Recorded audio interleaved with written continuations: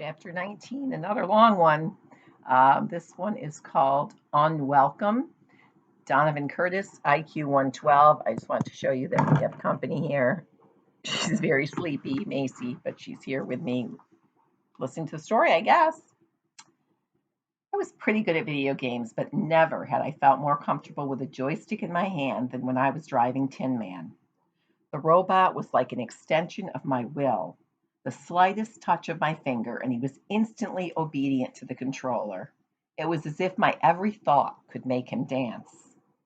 For once, we weren't in the lab. With the state robotics meet barely a week away, it was time to simulate competition conditions. The team had spent all morning converting the gym into a perfect copy of the Duchess Auditorium, where the tournament would take place. Tin Man moved back and forth, accepting inflated rings from Abigail and placing them on the pegs we had attached to the gym's climbing apparatus. We'd even set up the pit, which would serve as our headquarters at the meet.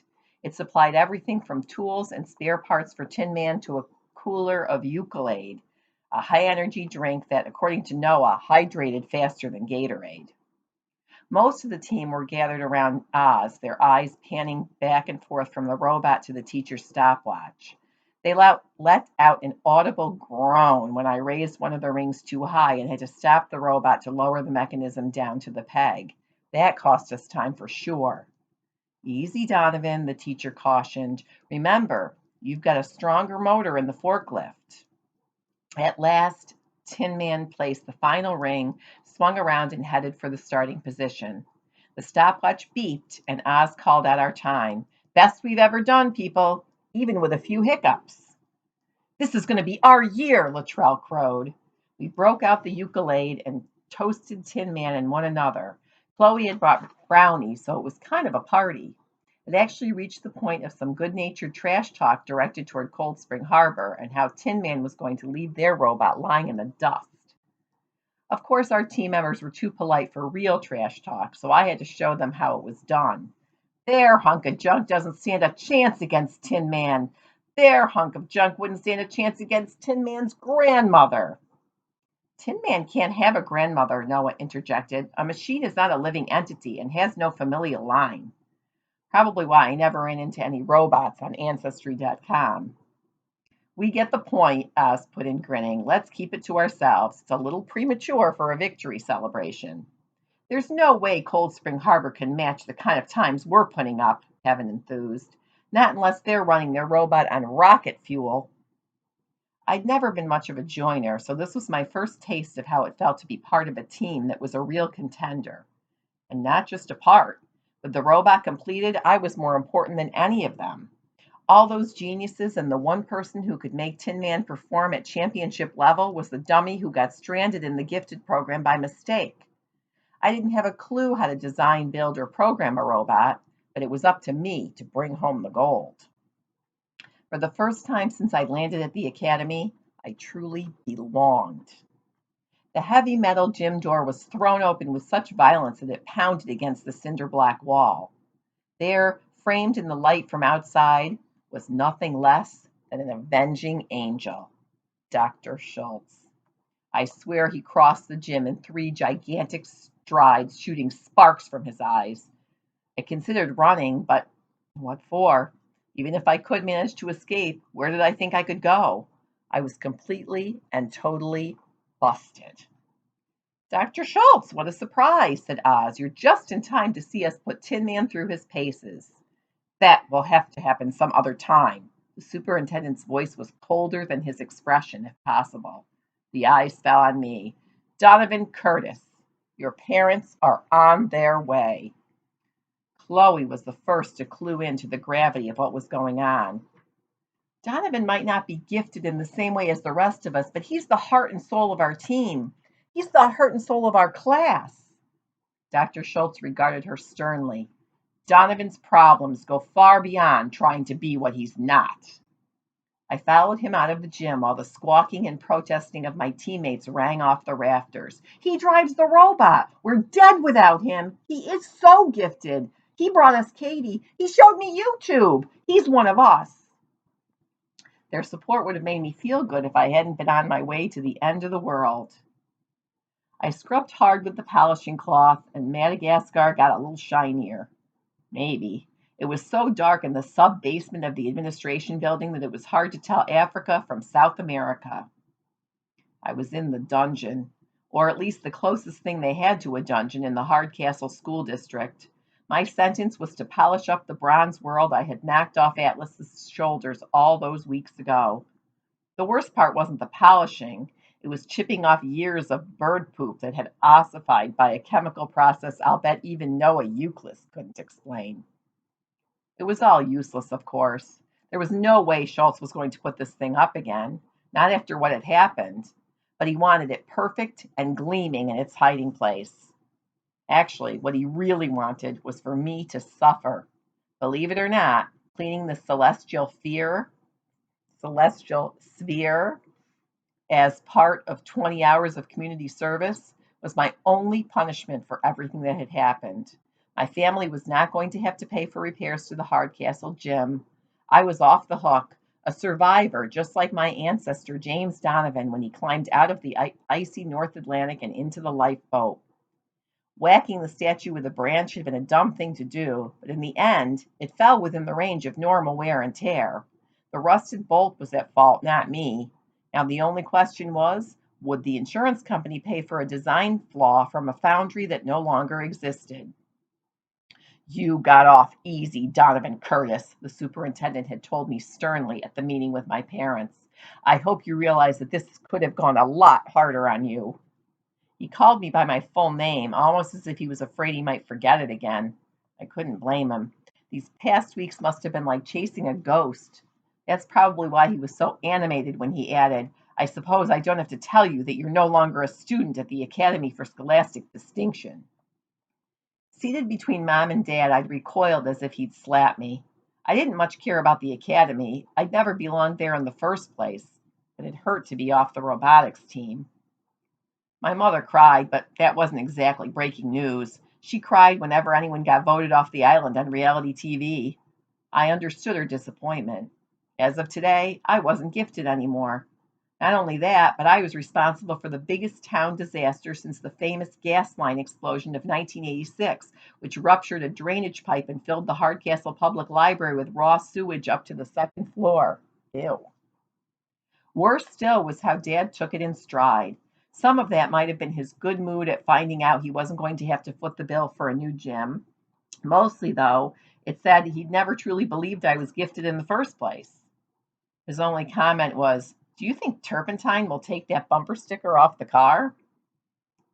I never gave much thought to the fact that me being at the academy had been such a big deal to him, but for some reason it bugged me that he wasn't more upset to learn that the whole thing was a sham. You always suspected, huh, Dad? He was quiet for a moment. Then, you know that website you like? The one about the ancestors and great granduncles and old time relatives? Well, I did my share of that kind of poking around when I was your age. That didn't make sense. They had Ancestry.com when you were a kid? Well, back then they called it the library. But if you go through enough microfiches, you can learn the same things. The names you dig up, I've heard most of them before. Irish forebears who moved to America, Canada, England, Australia, places like that. Amazing. I still couldn't explain why I did the things I did, but at least now I understood why I turned to Ancestry.com for answers. All those people went on to different jobs, he continued. Teacher, construction worker, lawyer, gravedigger, even a mayor and a couple of city councilmen. As far as I can tell, they all lived satisfying, happy, productive lives. But you know what? Not one of them was especially gifted. Think about that, and maybe you'll see why I'm not so crushed about this. What matters, the only part I really care about, is that you're happy. It was an impressive speech for a normally quiet guy like my dad. There was only one problem. I wasn't happy. In fact, I was pretty far from it. It was completely outside my control, but I felt like I was letting the robotics team down. For sure, Tin Man wasn't going to win anything with Abigail at the joystick. Worse, Katie was quitting human growth and development. If they boot my brother, they boot me too, she said stoutly. Who says you're not gifted? You do, I replied honestly, and it's the truth. Come on, Katie, it wasn't the kids who kicked me out. They're still 14 hours short for their credit. They'll have to go to summer school. That's tough, she snapped. Summer school will be good for them. Let them see how the other half lives. What could I say? She was supporting me. Strange she should choose to start now. I felt bad, but I had to let it go. Dr. Schultz had spelled it out. That place wasn't my life anymore. In the real world, it never had been. My locker was gone. I mean, it was still there, but while I was at the academy, the administration had hacksawed my lock off and all my stuff had vanished. At the office, they told me to make a list of the missing items. I tried, but the only thing worth more than 3 cents was one combination lock, so I gave up. I kept seeing my locker at the academy, spacious, freshly painted, its built in power strip waiting to help me by keeping my devices charged. Not that I had any devices. By comparison, my Hardcastle locker was about the size of a tiny apartment mailbox. It smelled like feet. The whole building was an extension of my locker, shabby, crumbling, depressing. The academy was a palace by comparison.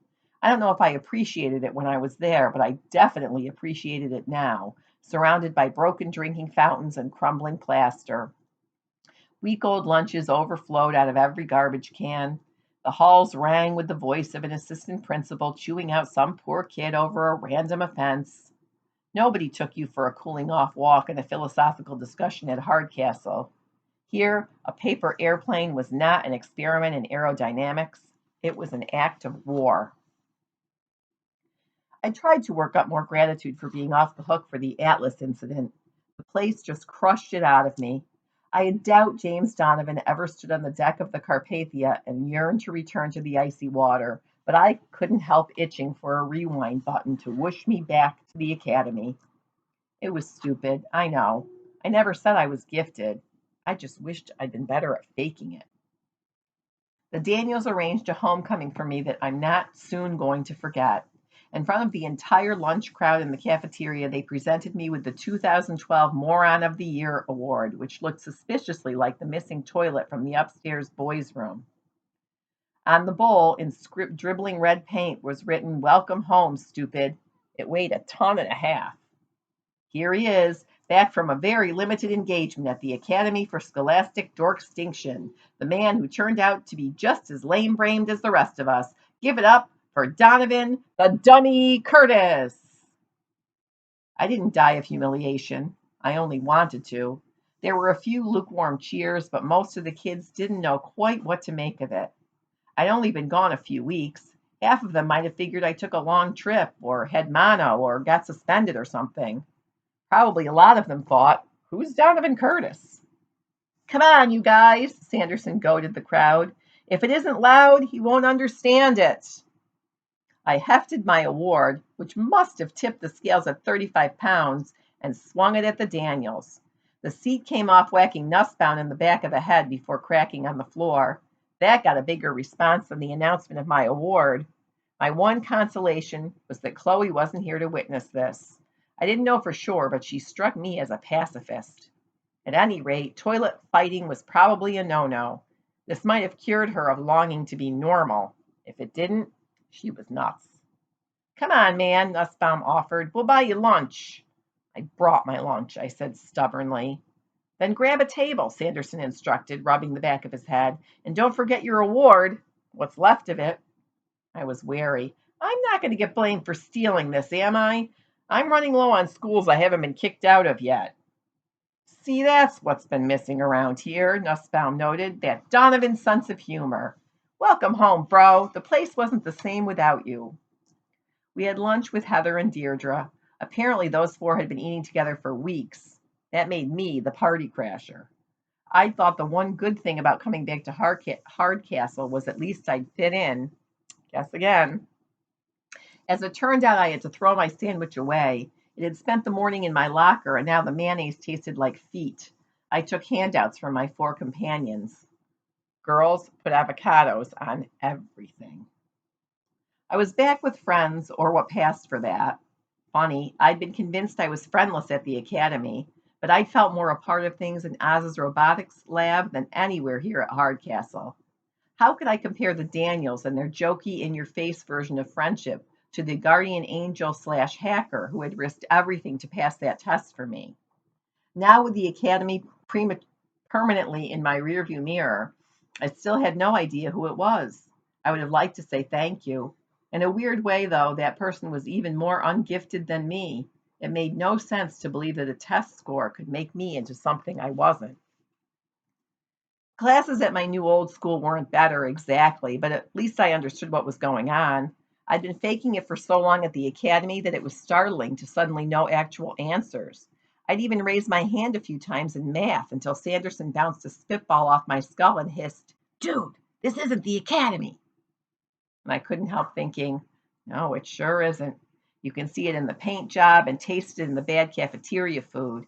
You can hear it in the dead air that hangs in the classroom when the teacher asks a question. You can smell it in the sweaty gym socks, so different from the synthetic oil aroma of a set of Mecanum wheels. While I was in the bathroom, someone stole my toilet, the award one, not the one I was using. I made a mental note to buy Febreze for my locker. On the way home, the Daniels and I passed by the statue of Atlas. I hadn't been there for a while, not wanting to revisit the scene of the crime. The Titan was still oddly bent, with no celestial sphere to weigh him down. And at the bottom of the hill, the entrance to the high school gym remained boarded shut. I'd been so wrapped up in my own weird predicament that I hadn't given much thought to the mess I'd made over here. The wave of remorse was stronger than I'd anticipated. Suddenly, 20 hours of scraping pigeon poop off a bronze sphere seemed like no more than I deserved. "You've done a lot of crazy stuff," Nussbaum sighed, "but this was your finest hour." "It wasn't so fine for the gym," I said bitterly. "Or for me." Sanderson nodded thoughtfully. "You're right. It would have been better if the globe had gone crashing into the parking lot. It could have smashed like 10, 15 cars." I glared at them. "You guys deserve the toilet award more than me." Nussbaum grinned appreciatively. "Good to have you back where you belong." Where I belong. I looked at the gray, dreary hulk of Hardcastle Middle School and felt deeply bummed that he was probably right.